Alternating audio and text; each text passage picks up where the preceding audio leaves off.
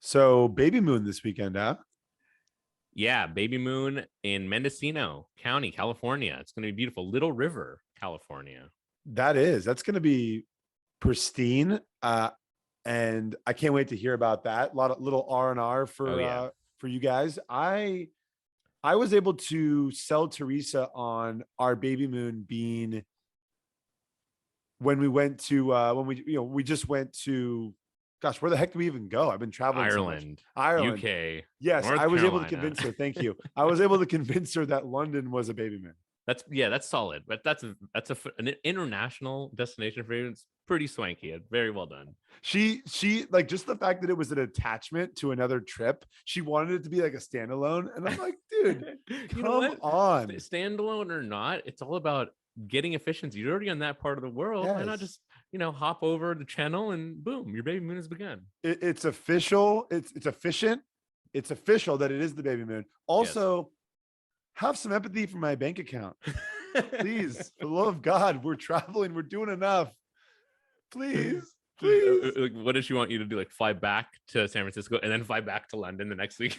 Yeah. So similar to your guys' trip to Yeah. Mendocino, I think in her heart of hearts, our baby moon would have been Little local getaway Big type Sur, deal. Sure. right? She also said, actually, now that I'm thinking of it, we just went to Carmel for a wedding, and Amazing place. we stayed at Carmel by the Sea, and then the wedding events were in Carmel Valley. Like that was kind of like a little baby moon per se. So take your pick here. I think take what your we're saying here, is miss. the baby moon is what you make of it. That's it's right. whatever you make of it. There's not like a handbook or like a directive on what a baby moon is supposed to be. You know what? There probably is. It's 2022. There probably are multiple books published about the perfect baby moon. That's right. All right. Official reset here. Welcome to the Shooting 2 podcast, episode 63. We've been recording here for a few minutes. You know who's number 63? It's a good one. Oh, wow. It's an offensive lineman. It is. The famous one. Jonathan Ogden. White and blue. Oh, white and blue, like his skin? His jersey. Oh, man. Peyton Manning has the Colts, Jeff Saturday. Yes, you got it. Imagine how many jokes he makes about Peyton Manning touching his butt. Oh my God. Like to his children and family and friends. so much. He's got a nice little Southern drawl. I like Jeff Saturday. I don't think he's on ESPN anymore, but I would have multiple beers with Jeff Saturday. Absolutely. On Saturday. Yeah. Episode 63. We're here. Yeah, we are here. How are you, man? You're obviously going to Mendocino for a baby moon this weekend. Yeah, that's gonna be fun. Little baby moon, little getaway.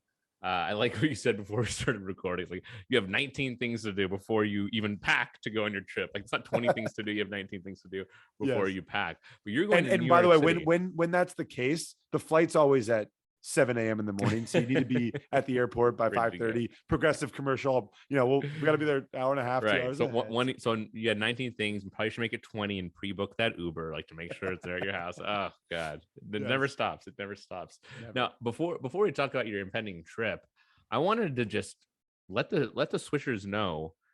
I totally forgot about putting our little shop on. Like we need to put some pictures of the apparel that we purchased for Shooting 2 podcast. So that is going to go up here shortly. Available per purchase, and we're giving it to you guys at cost. We're not trying to make money off this, trying to get some publicity, put it the Shooting 2 podcast on your back and rock us. And maybe more excitingly, I spun up a YouTube for us.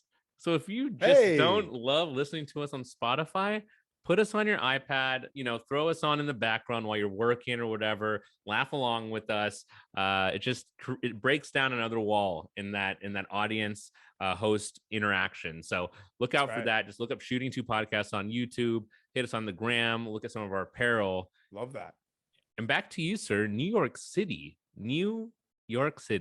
First of all, how many times have you been? The Big Apple. What do you think about it? What do you think in your mind's eye New York City is like, and what are you trying to do when you go there?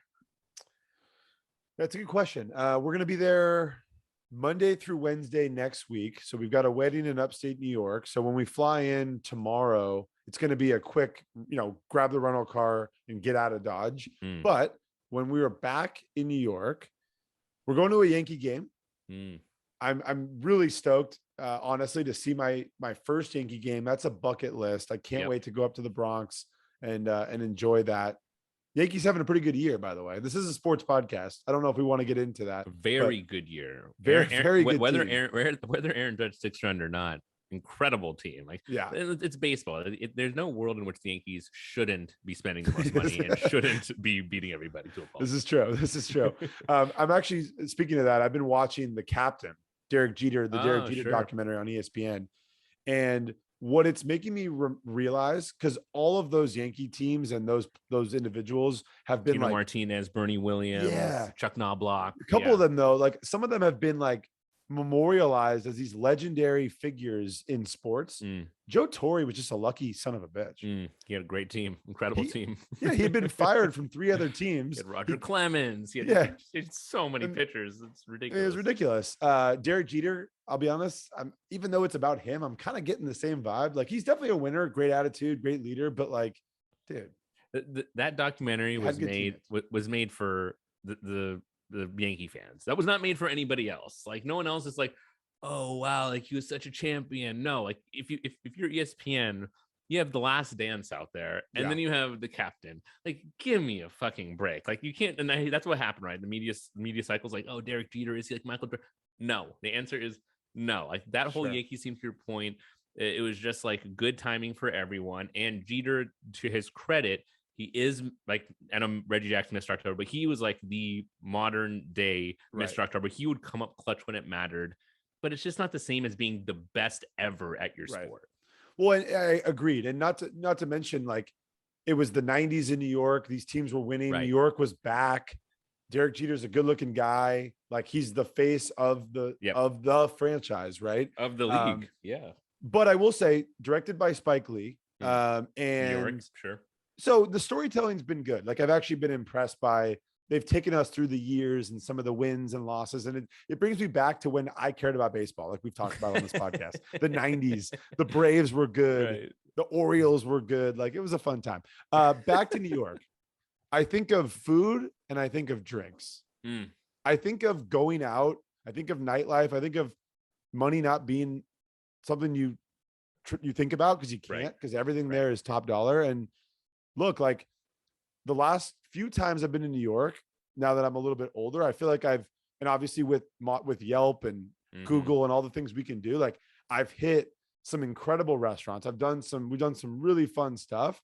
So I'm like, I kind of feel like this trip is a little bit of like gravy, where it's like, we've already done a lot of awesome stuff. So it's like, I'm almost like kind of open to, what have I not seen? Like, what are some of the new rooftop bars or just these, new restaurants, new types of food I just haven't had there yet, right? I've had Prince Street Pizza. I've had Red Rooster up in Harlem. I've been to some cool spots. So I'm looking forward to checking out. You got any recs for me? Oh, I got recs for New York City. I mean, to your point, that's what you just mentioned has been my New York City experience. Like, every time I go, I'm like, oh, I feel like I'm doing it a little better each time I go. First times, like, with my family, let's go to Empire State Building, all that stuff. And like, over the last, I don't know how long that was, like, maybe, not to date myself, like 17 years ago, but since then I've gone like pretty often, like at least once a year, whether that be for work or for whatever. And it's just a really, I know people don't use this word a lot, but it is a very charming city. Like, it's fun to be on the streets. It's fun, like, to look at Google Maps and be like, oh, it's 3 miles away, let's walk. Like, that kind of stuff is actually, I really enjoy just walking around. It's one of the few places where I'll just walk around aimlessly, because it's very easy. The streets are numbered, very easy to find where you're going. What I will recommend this time around for you, aside from like these specific places, which we'll get into, just go hang out in the parks. It has I know being from San Francisco, like, we feel like our park scene is like so tight, but the parks in New York City equally as tight. Central Park. Very cool. Central Park Fox. Central Park, Washington Square Park, like, there's just so many. There's so many. So give them a chance. But I got 4 quick hitters for you and any swishers and audience members going to New York in New York. The first one is 12 Chairs. It's a smallish Eastern European place. There's 2 locations. I mean, one's in Soho. I forget the other one is a little bit further uptown. It's kind of like a familial kind of vibe, like, you're sitting really close to people, but the food is ridiculously good. Like, their hummus is like, it's the kind of place you write about their hummus. Like, it's one of those, how good just like the basics are. Their hummus, I had a lamb burger there, absolutely phenomenal. Another one is on the same kind of cuisine line, but more Real quick casual. there on that lamb burger, was there Mm. yogurt? Like what were the condiments on the lamb burger? Great question. You know, it was actually like a spicy kind of like orange sauce. Like if you ever like get like like you didn't even really know what it was. Yeah, exactly. Like Ooh, some sort of aioli, but with like a Middle Eastern Persian kind of zing to it. Like So that. really fantastic, and just fries. Like there's so many fries. And I mentioned the hummus. The pita bread is basically like the thickness of sliced bread. So don't fill up too much on the pita. I made that mistake. I went really hard on the pita bread. On the same cuisine, this place in Flatiron District, and I think this place has been featured in like multiple shows throughout the years. It's called Taim, Taim. It's a place that you just walk by, stop in, grab some falafel. It is fucking ridiculously good. I think Bobby Flay went and like learned how to make falafel from this lady that opened it. It's that old Bobby Flay relevancy. And then one cool place that my buddy Brian Luscombe and I went to, one of my good buddies from SC, he was staying in Alphabet City, which is kind of like a new neighborhood in New York City. It's east of Ukrainian Village, like closer to the water, and like the freeway. This place is really unassuming, and it's a Thai place, but it has a Michelin star. It's called Soother Thai, Soothr, Soother Thai. It's almost like Thai food, but comfort food style. So like a little more like ingredients, a little oilier, but the flavors are ridiculous, like ridiculously enough to get a Michelin star. Like the rich, like it also has some curries and stuff that you don't always see in Thai food, almost like some Burmese dishes. Incredible. Like that's probably my favorite restaurant I've been to in the last multiple years in New York City. I will be going to these two places that you've mentioned so far. These sound incredible. Yeah, you got to hit these places up. And the good thing about Soother with the Michelin star, the dishes are like, $18, $17. It's not like outrageously expensive. And then lastly, you mentioned getting drinks and like getting bites and spending a lot of money because that's just the way New York City is. Go to the Arlo Hotel. They have a rooftop bar called ART, A-R-T. It's an abbreviated name. But in terms of views in Soho and like the vibe, it is perfect for 30-year-olds. So it's that kind of place for us to thrive. It's not like super young, like club lounge. It does get a little loungy at night, but again, older clientele, people are drinking martinis, that kind of scene. So those are my 4 recommendations for you. Please hit at least 3 of them up, and you have to come report back. No, I love this because I've been to Mr. Purple. We've all been to Mr. Purple, right? But and fun place, but I'm not in my 20s anymore. Like you said, Red Rooster, by the way, I got to say it again. Incredible restaurant up in Harlem, soul food. Marcus Samuelson, who did Barack Obama's, right? Whatever it is, the first dinner, big dinner, whatever they're called. And then Prince Street Pizza, my opinion, the best pizza in New York, maybe one of the best pizzas in the world. Prince Street Pizza, but and you know what? Like completely unrelated. I've heard that from different people that don't know each other. Is that it's that place as a pizza place is that well known in New York City? Oh yeah, it's that much of a staple. Okay, I will put that on my list. But I thank you for these recommendations. These will all be executed because we've got the group thread with the other couples and people that are going, and so someone needs to take the reins and make the calls, make the plans. And I'm happy to be that guy. And just a last note on this trip to New York, I am going with a pregnant wife. So you mentioned, because I love, just like you, I love a 3-mile walk in New York from one place to the other.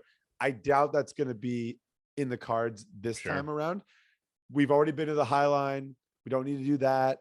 But I love your idea of Central Park, Washington Square Park.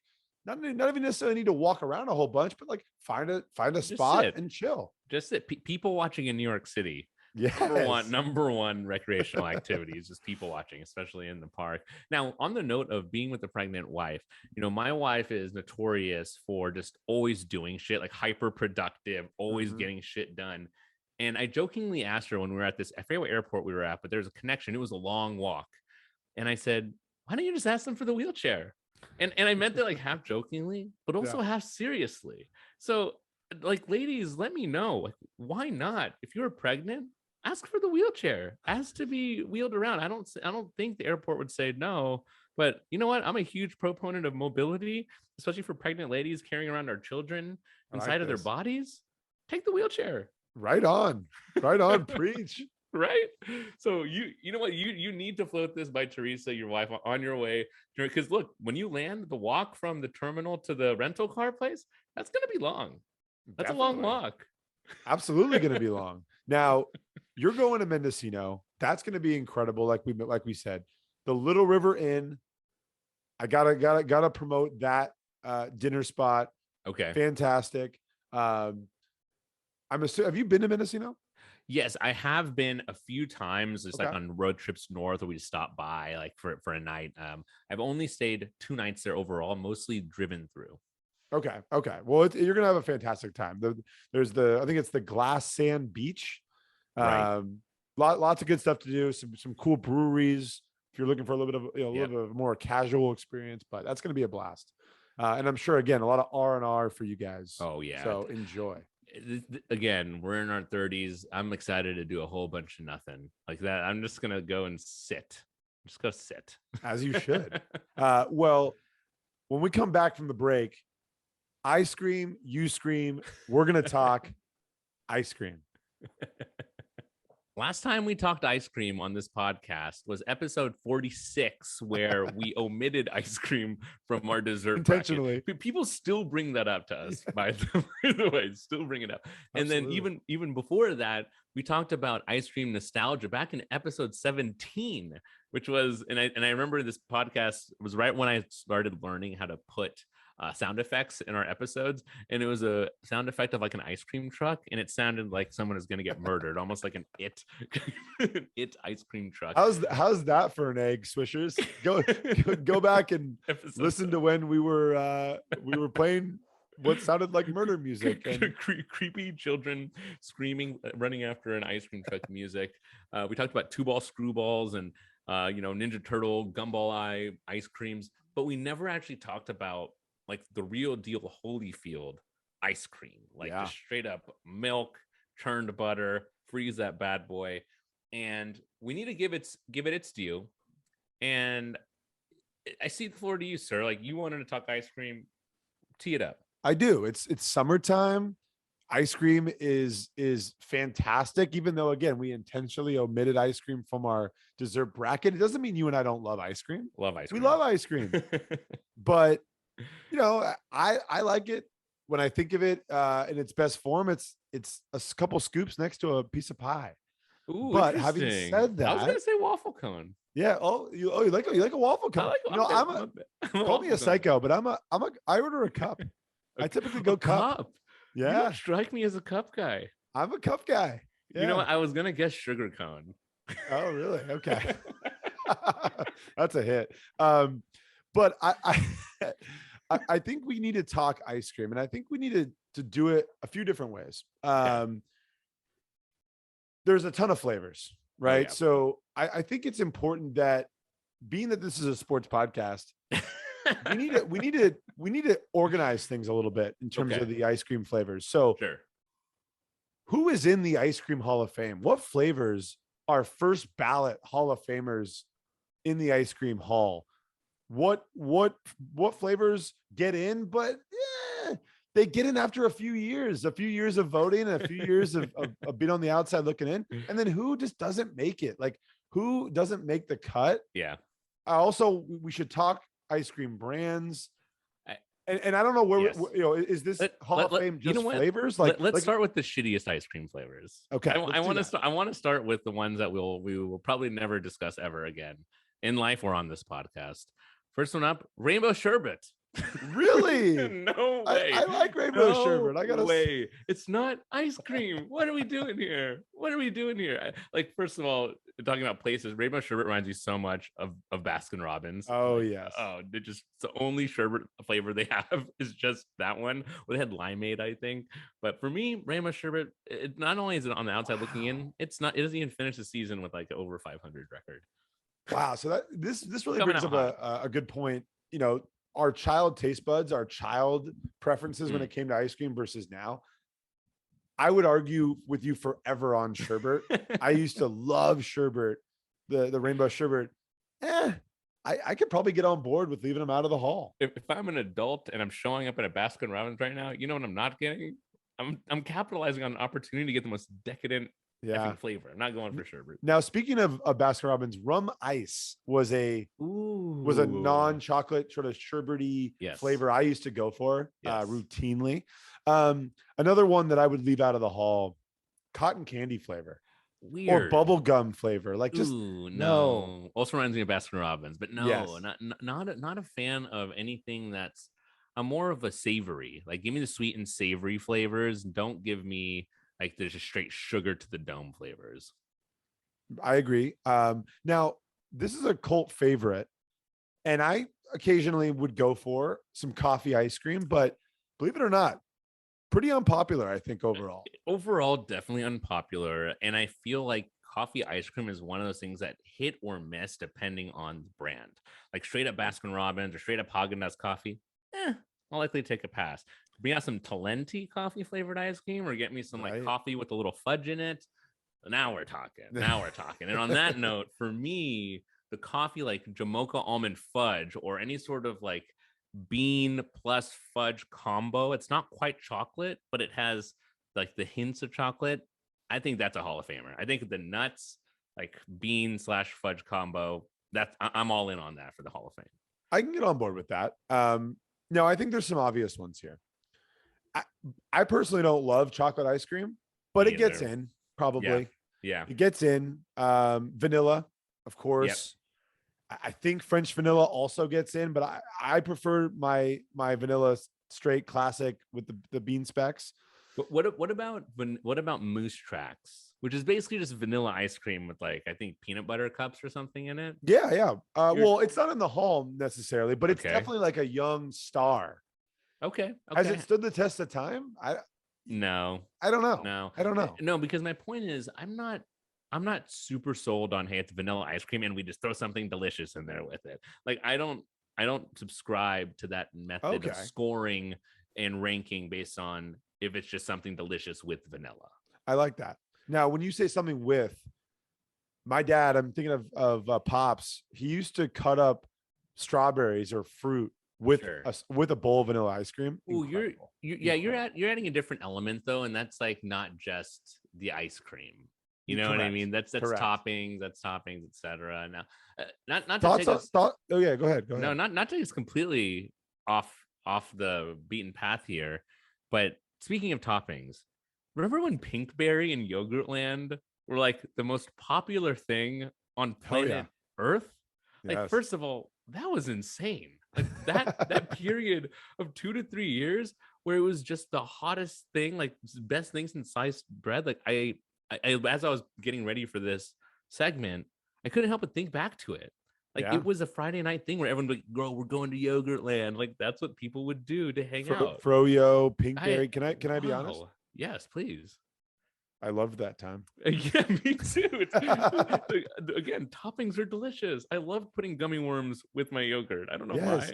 and it just slightly didn't taste as rich as, it didn't leave you feeling like you had to shit yourself like ice cream can do at times. As DK likes to say, team IBS. That's right. No, it's true. It's definitely true. Now, you're right. It was all about the novelty. Froyo was about the novelty. It wasn't about the flavor. You can eat large quantities of it and not feel terrible. I'm going to say a couple here.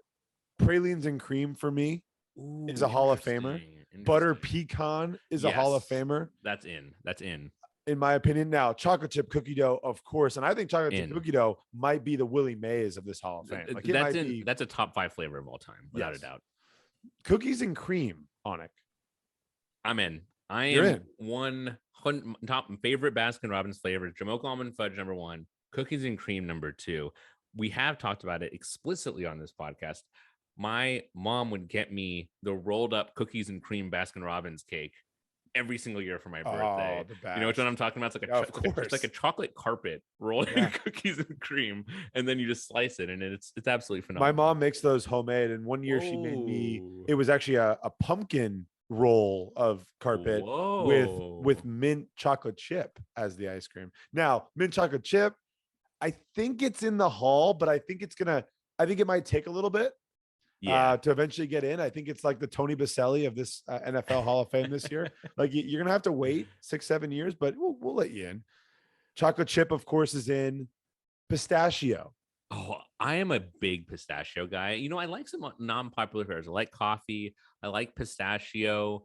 I had an interesting flavor the other day. Cardamom was really good. Cardamom. Mm. So anything that's just kind of, tickles your taste buds and it's a little more of a subtle flavor. I'm a big fan of that. Now, one ice cream I'm not putting in the Hall of Fame because this is our Hall of Fame. This is the Shooting 2 Ice Cream Hall of Fame. Wait, I feel like I know it. I Neapolitan. was gonna say Neapolitan. Yes, yes. I was gonna say it on 3. Yes, Neapolitan. No, I'm out. No. I'm a hard out. And on that note, strawberry ice cream. Yeah. You know what? Strawberry froyo flavor. Strawberry is a froyo flavor. It is not an ice cream flavor. I'm with you. I agree with that. Whether it's with or without the chunks, you're not in the hall. Sorry.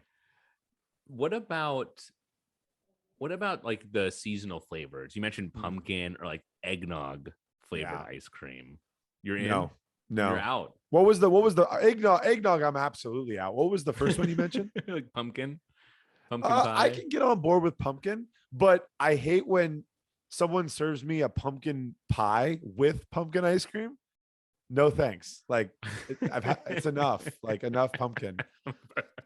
Yeah, pumpkin, slightly overrated holiday fruit vegetable. It's just too rich. And along those same lines, Rocky Road for me, too rich. I don't need marshmallows in my chocolate ice cream. It's just a lot.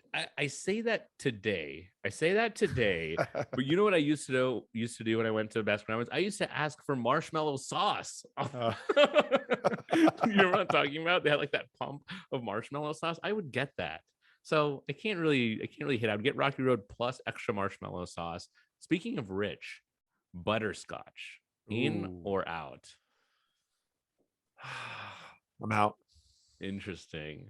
I mean, I'm in on having a cone, but I'm out on it on the Hall of Fame. Yeah. Okay. This one, and this flavor is everywhere you go. Triple chocolate. Yeah, I'm not a big chocolate guy. So I'm gonna say out. I'm sorry. It seems like you disagree. I in terms of Hall of Famers, like, you know what I mean? When I think of triple chocolate, I don't think of ice cream specifically. I think of gelato. I think of getting a nice gelato, getting a nice little wooden spoon from a vendor on like some cobblestone streets in Europe and just crushing that.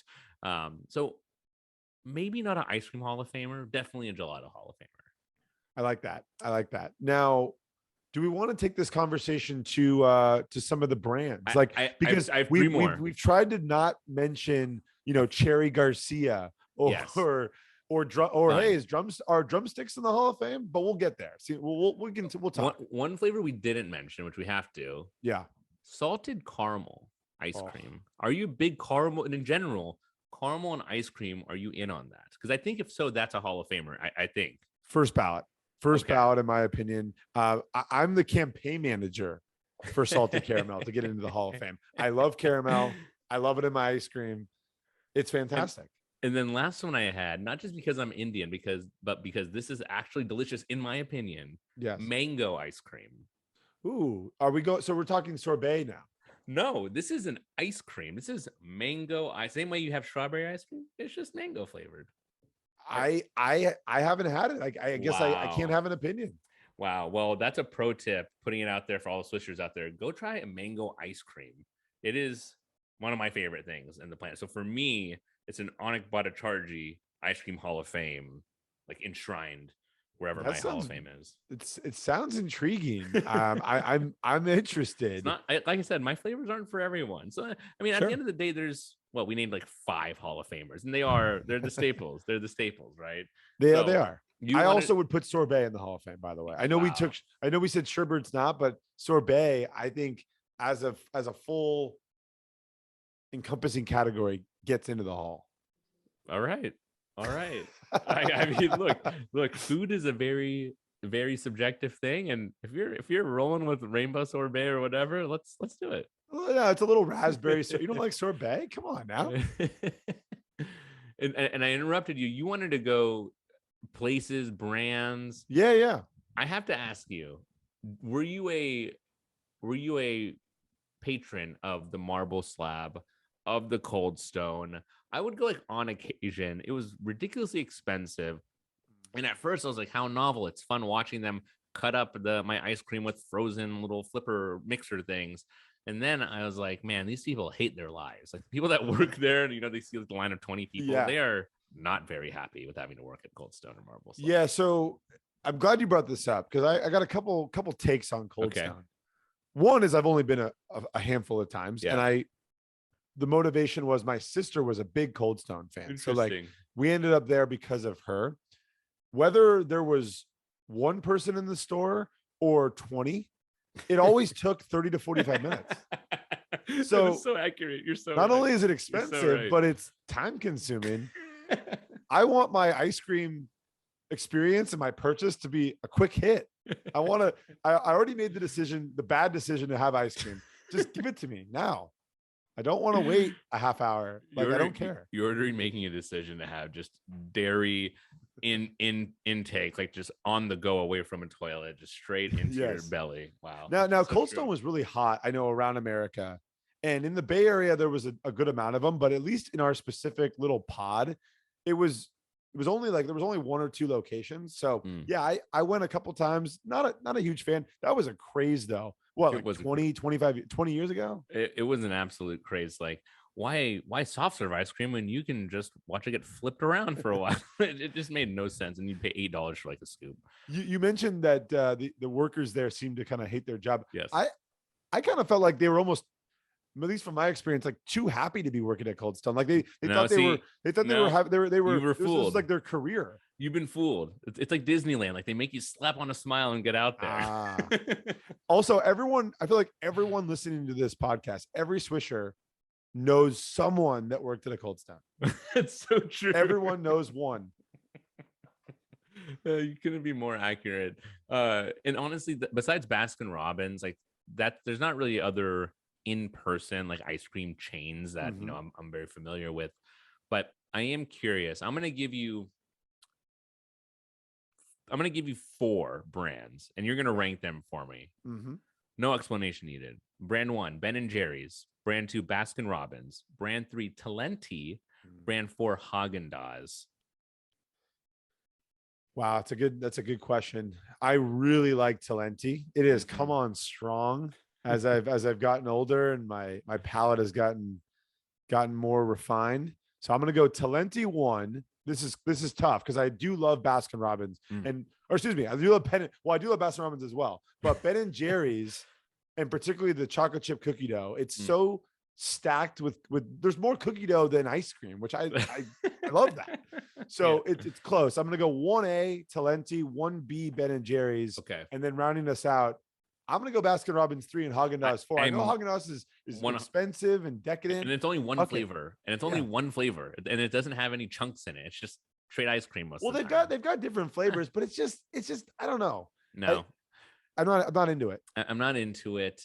For me, Ben and Jerry's core. I don't know if you ever had those when they came out with those, but it was just like a solid piece of chocolate, just like fudge frozen in the middle, and then ice cream around it. Man, no better way to make yourself feel like a real something after you finish a whole pint of that. Yeah.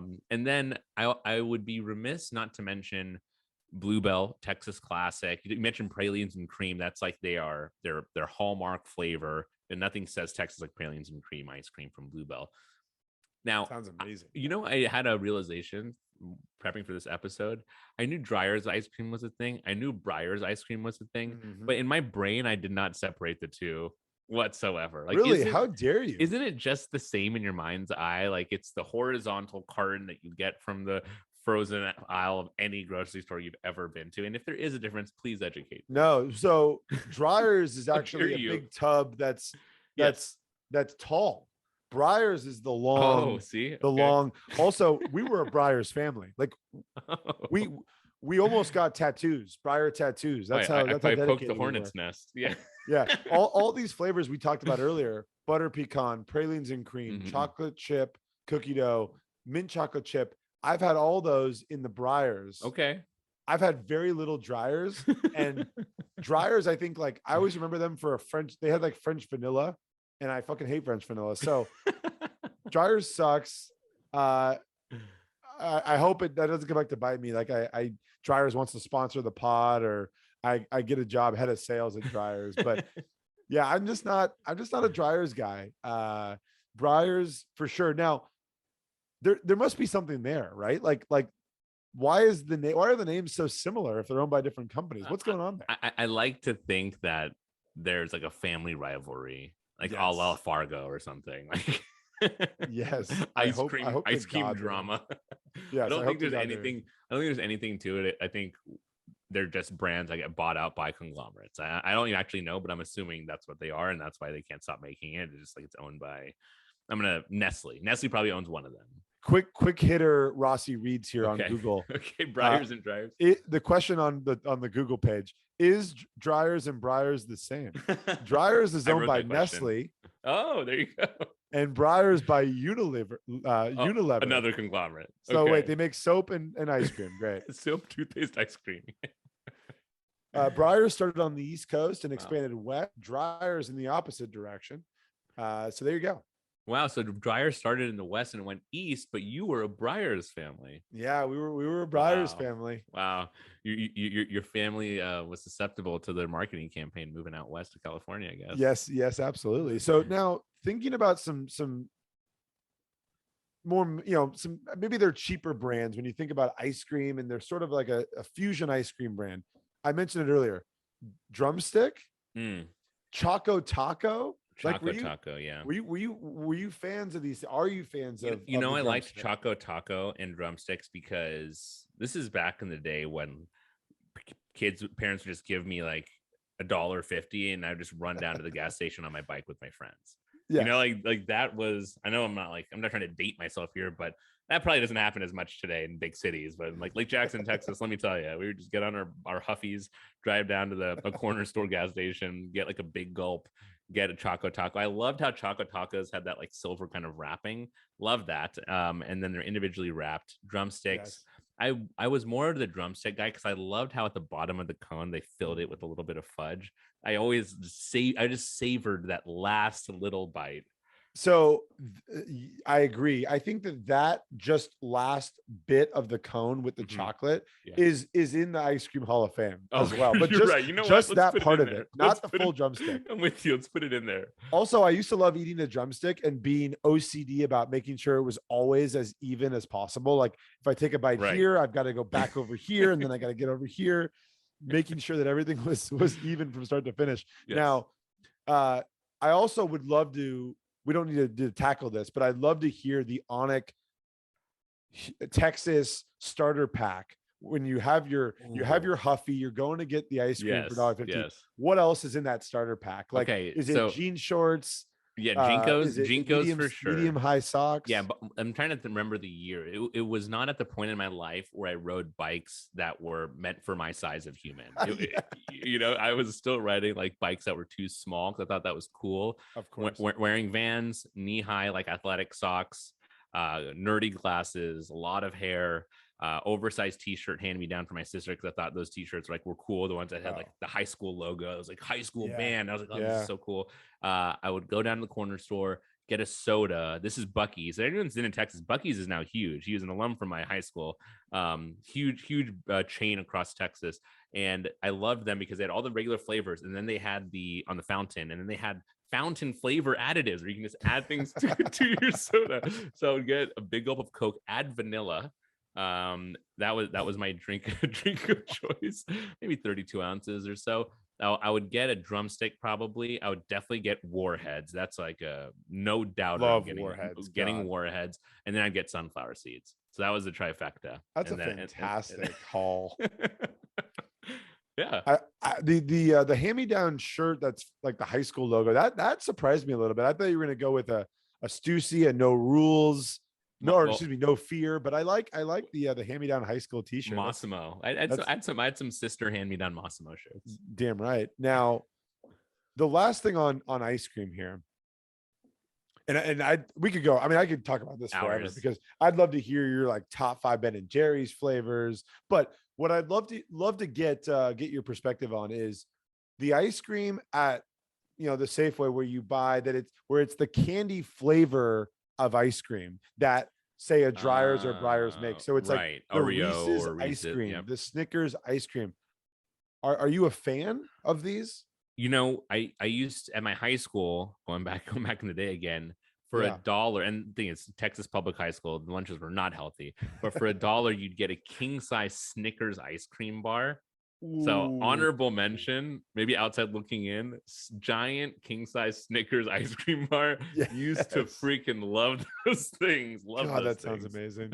But the ice cream itself, again, snapshot in time right now. No, like the hard part with Talenti is that if I eat half of a Talenti, again, the guilt that just washes over me. Like the thing with ice cream is the guilt is it's a top, talk about Hall of Fame. It's a top 5 like food shame Hall of Famer is Yes. eating really rich ice cream. Like you really don't like yourself after that. Fast food is in there somewhere too. Decadent ice cream. And so because the candied ice creams, for me, like now, probably not. But just for the nostalgia factor, if you handed me a king size Snickers ice cream, that's going down the hatch. Truer things have never been said.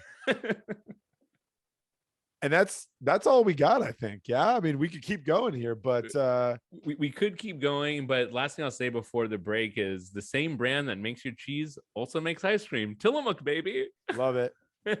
Gotta get a shout out. And My we'll favorite. see you on the other side talking more food stuff.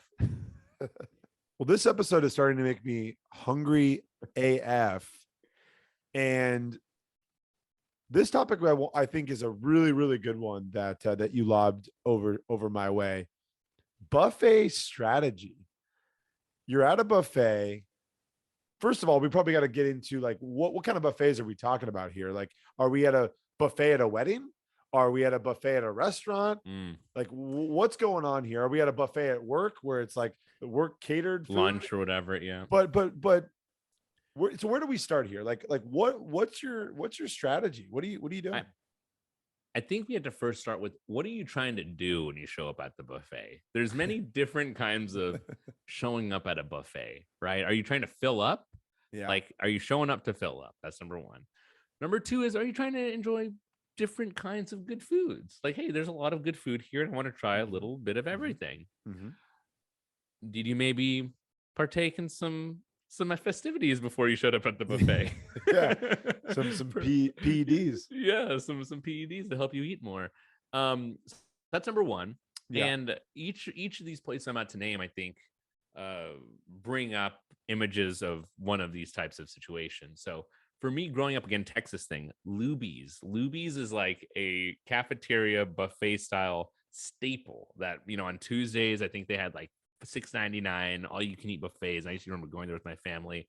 Just phenomenal atmosphere. Everyone in town is there. You're slapping pies.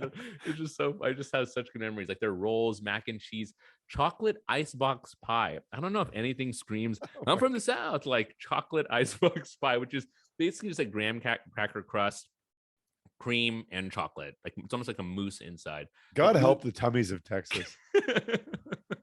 Indeed, absolutely. Now, West Coast style, other places, national chains, Golden Corral. Yeah, I've never been, but I do know of it. Everyone Fresh knows Choice. Fresh Choice for me was a classic buffet spot. Sure. We've already talked about CC's numerous times in this podcast. one of my favorites. Also, Pizza Hut had a buffet back in the day. And then more recently, in more recent memory, Soup Plantation. We talked about how frozen yogurt was a craze. Mm-hmm. Remember Soup Plantation? That had its own time in the sun. Like Soup Plantation was like, at one point, I think it was the favorite hangover spot for my friend group. Like we'd all go to Soup Plantation, eat a bunch of soup, fill up on bread, and then go home and fall back to sleep. Now, again, I mentioned Fresh Choice. Like as far as restaurant buffets, that's kind of like the one that I know and love. Yes. It starts with the salad. So you had to do a salad as the starter for the buffet. And then it's put it down at your table. You finish the salad, then you have free reign, or is it a salad bar? Or there's a salad bar to start when you walk in. So you do the salad bar first. Was this like an IKEA? The strategy was, yeah, exactly. The strategy was to then go sit down. Okay. Because you've got your pizza station, your bread station, your soup station, the trick station, as I like to call it, the trap station. Yes. Well, but that was the main course. Like I just wanted to get through the salad. Okay. So that I could eat as much of the carbs as possible. So Interesting. that was my strategy for as far as a restaurant buffet. It was like, just get through this salad And then fill up on everything else. Yeah, and like, and as a youngin, like I'm a little scared of a lot of the things in the salad buffet, so I'm just keeping it to like the basics. Some carrot, some shredded up carrot. Like, You know what I'm going hard on a salad buffet? Croutons. I don't know why. Yes. I don't know why, but some croutons and buffets just Hell go yeah. hand in hand in my mind. Absolutely, they do. Another one for me, the dressing. Go ham on the dressing. Yeah, just Would you like? Would you like some leaves with your ranch? No, I'm good. So I wanna like close your eyes, audience. Like take your mind into, you are at the Wynn in Vegas, who's they're famous for their brunch, and basically their brunch has anything you could possibly desire in the world. So I want to know, you have any food at your disposal, all you can eat any food. First question is, do you have the same strategy? The obvious answer I think is no, but what is your strategy if you were at any food you could possibly want in the world is there at your fingertips? What do you do? I mean, I'm there to eat, so I am going You're still doing salad. What's that? You're still doing a salad. No, oh God, no. I'm there to eat the good stuff. I'm there to eat the sushi, the steak. Okay. I'm looking to surf and I'm looking to turf.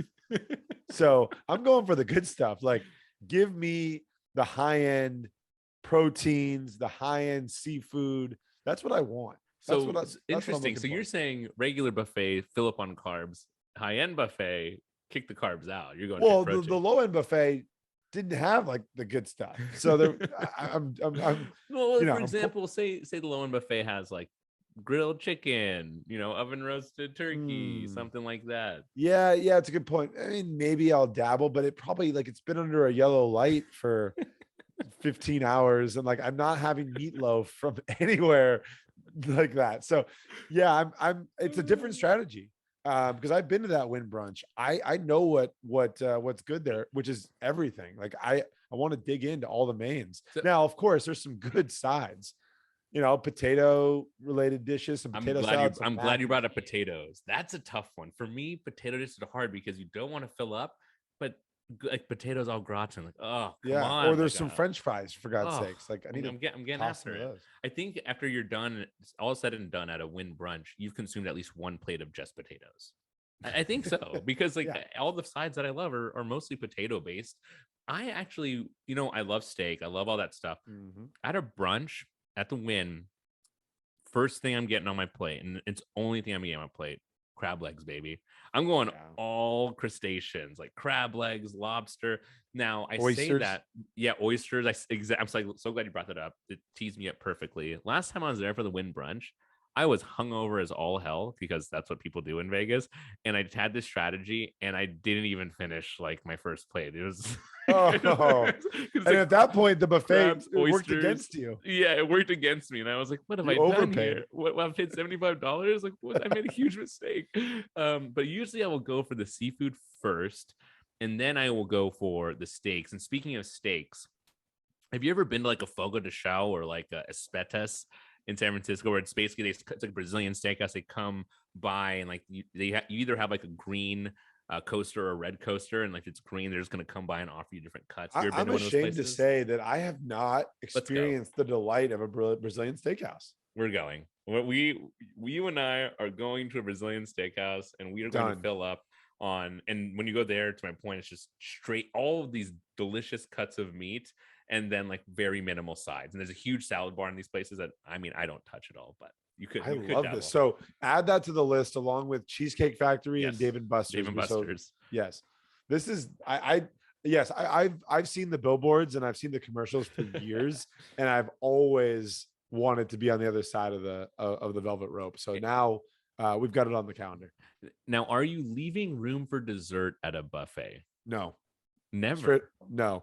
Well, and of course I have a sweet tooth like anybody else, but if I had one for the rest of my life, it'd be savory over sweet. So like when I think of the food I'd want to have like for my last meal, which would probably be at a buffet, now that we're talking about it, I'm going with all the savory stuff. I'm going with all the sushis and steaks and crab legs, and I'm not as concerned with cake, right?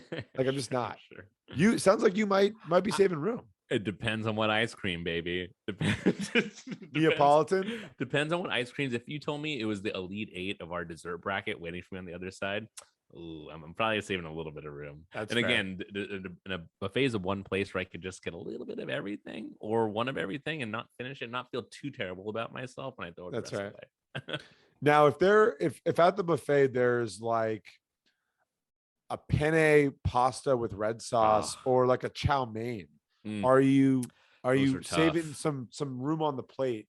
Are you carving out room for when it comes to sauces and like things on a buffet, things at a buffet where you need like a base for your plate, right? It's like when you order Indian food or Thai food, you get the rice. Like, you really want the rice? Probably not, but you're thinking, what if I don't get the rice and I wish I had it? Like, that's basically the thought process through which people end up purchasing rice or using rice. So I will use pasta and lo mein or chow mein as like the foundation of my plate.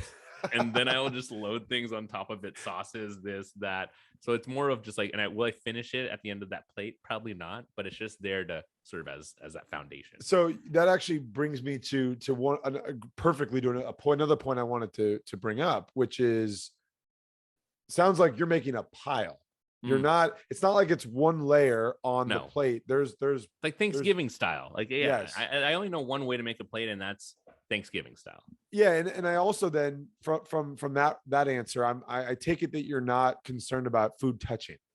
Like, because at a buffet, you're having like Asian food over here, and then you're having like Italian food over here. Right. And some people would find that a little gross to have that stuff touching and piled on each other. I don't care. What say you? Yeah, it's not the kind of place where it's not like a Whole Foods like hot bar where like you only get one box and you have to make everything fit inside of it. You know, and then they weigh you at the end.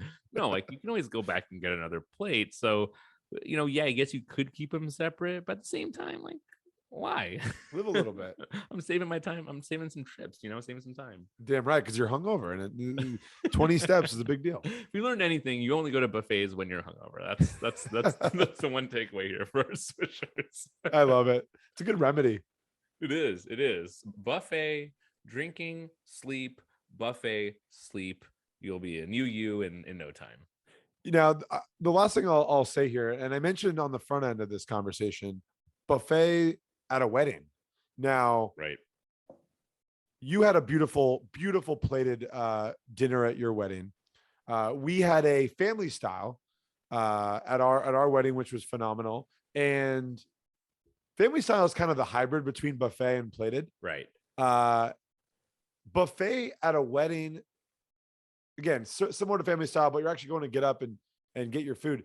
I love a good wedding buffet. If the food's good and they've got like the steak, the carving station with some chicken or salmon, some pasta, some good sides, like there's not much things better than that. Having to choose between the three was probably one of the most difficult decisions at the wedding. Truly, because I was someone of the camp of like, people are going to be hungry. Like, go back to the buffet. Right. And I also thought of like family style. The one problem there is one dish is always like a standout when you do family style. I think after your wedding, it was like the fish was like insanely good.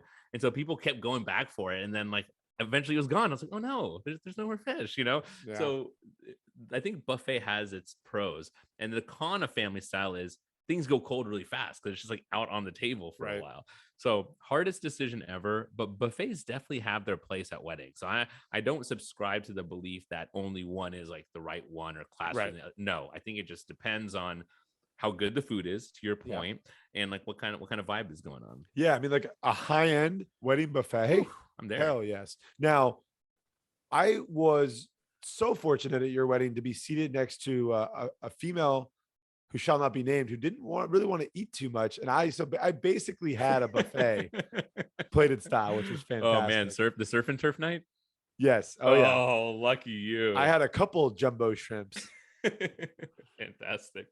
So no sports. It continues to just drawl. Hey, we talked Yankees. Drawl. We talked a little Yankees. Yeah, the tiniest amount of Yankees. And while that's a drawing and crawling, we're just going to keep talking about food and keep moving along here on the Shooting 2 podcast. So be sure to check us out on YouTube. Be sure to check us out on social media. Buy some apparel from us.